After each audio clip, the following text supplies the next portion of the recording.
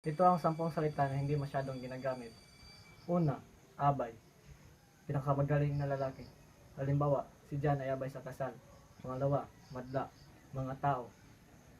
Halimbawa, ang daming badla sa parke. Pangatlo, ada, diwata. Halimbawa, may sinasabing ada sa bundok. Pangapat, alpas, para makalaya.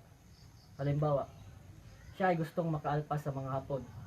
Panglima, vapor, barko. Si Ana ay sumakay sa vapor. Pang-anim, bakulaw. Pinakamagaling o halimaw. Halimbawa, si Chris ay bakulaw sa pagdating sa basketball. Pang-pito, bagot, walang magawa.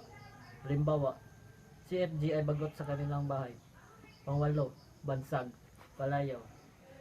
Halimbawa, ang bansag ni FG ay boy bato. Anim, pang-siyam, ayuno, hindi pagkain. Halimbawa, ang mga Muslim ay nag-ayuno sa panahon ng Ramadan. Pang-sampu, alamid, mabagis na pusa. Nakikita ko ng alamid sa bundok. Yun lang po at maraming salamat.